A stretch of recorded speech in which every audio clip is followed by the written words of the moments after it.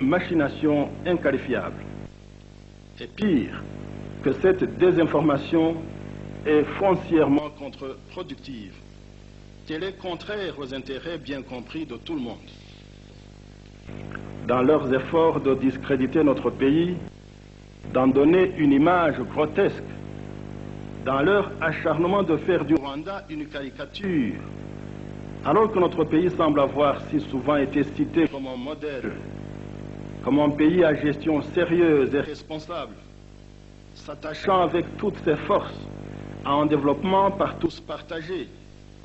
Ces gens que nous plaignons profondément, car ils ne savent pas à quel point ils font du tort à leur pays, à quel point ils risquent de s'aliéner la sympathie internationale une fois que leur système de mensonges et de pseudo-information aura été perçu à jour. Ces gens aveuglés par on ne sait pas trop quoi risquent de provoquer le chaos ici dans notre pays et dans notre région. Au fond, leur aveuglement ne peut que conduire à faire embraser notre pays par une guerre civile, à précipiter dans le chaos notre région, connue pour sa stabilité et l'entente cordiale régnant entre les peuples et leur gouvernement. Cet aveuglement ne rendrait-il pas impossible toute idée de partage dans la lutte pour un progrès toujours plus réel du Rwanda? Cet aveuglement ne rendrait-il pas impossible toute idée de négociation, toute idée de progrès réel, toute idée d'un développement continu, toute idée de solution pour quoi que ce soit? Ne rendrait-il pas impossible toute continuation de l'ouverture en profondeur, ouverture politique, ouverture économique, ouverture sociale, humaine et idéologique, dans lesquelles le peuple rwandais s'est résolument engagé depuis déjà le 1er juillet 1987 et qu'il a concrétisé, qu'il va continuer à concrétiser par tant de preuves tangibles. Que cet acharnement aveugle contre notre pays risque de rendre tout cela impossible, nous le regrettons profondément. Militantes et militants, écoutez-moi bien. Écoutez-moi bien, l'ennemi qui accable notre pays en y introduisant le feu et le sang ne cherche rien de plus que de dresser les uns contre les autres.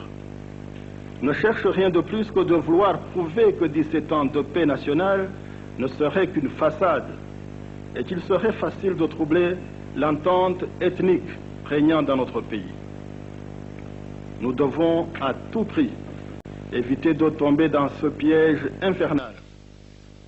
Comme je vous l'ai dit, rien ne serait plus injuste, rien ne serait plus délétère pour notre pays que si nous nous mettions à confondre les choses et à considérer nos frères et nos sœurs, de quelque ethnie qu'ils soient, comme responsables de l'agression armée contre notre pays. Quelle que soit votre colère à l'égard de ces quelques traîtres s'étant joints aux rebelles, quelle que soit votre inquiétude à l'égard des tentatives d'illuminer, de vouloir réinstaurer dans notre pays un régime féodal d'un autre âge, qui veulent revenir au passé, qui voudraient se fondre dans des ensembles super-régionaux, nous ne pouvons nous permettre de mettre nos acquis en question. Prouvons au monde que la maturité politique du peuple rwandais, son humanité foncière, sont les meilleurs garants pour que nous surmontions cette épreuve difficile, pour que nous restions sereins, pour que nous puissions le plus vite revivre l'entente et la paix que nous avons connues depuis si longtemps et que rien ni personne ne pourra ni ne voudra jamais mettre en péril.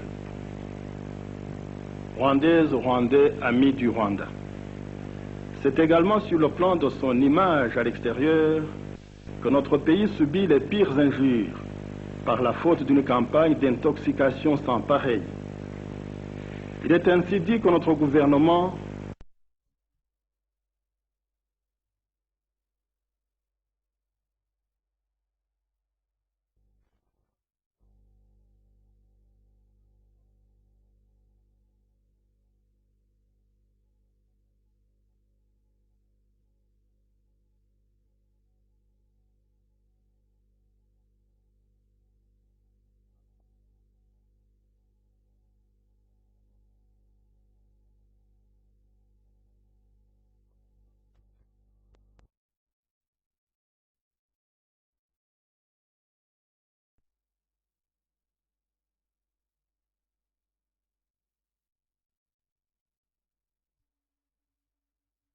milliers et des milliers de nos concitoyens, que le Moyen-Âge le plus sombre régnerait dans nos institutions pénitentiaires, que nous serions des sanguinaires débridés, piétinant sauvagement les droits de l'homme et bien d'autres horreurs encore. La vérité est tout autre. La vérité est tout autre.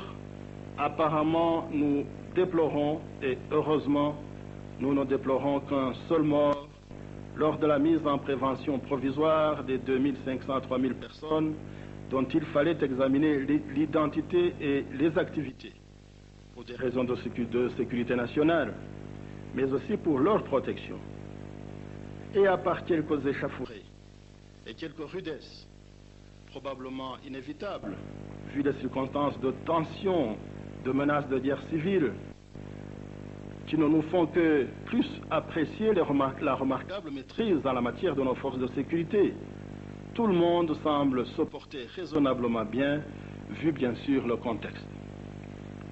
Nos prisons ont été visitées par les journalistes, libres de filmer ce qu'ils voulaient bien filmer et de discuter avec qui que ce soit. Des missions diplomatiques ont, elles aussi, pénétré dans nos prisons et sont libres de le faire autant de fois qu'elles le veuillent.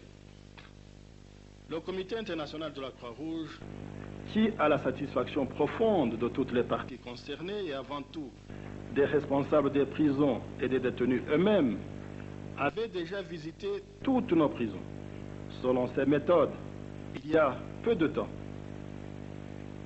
Pour le moment, il est lui aussi à l'œuvre, sans aucun empêchement de qui ou de quoi que ce soit, et cela conformément aux accords internationaux signés en connaissance de cause par le Rwanda, convaincu de leurs objectifs. Voilà, c'est cela la vérité. Nous n'avons rien à cacher. J'invite les parlements de nos pays amis de nous envoyer leur commission d'enquête sur le verre. Elles pourront tout voir. Elles pourront enquêter sur tout. Vraiment, nous n'avons rien à cacher.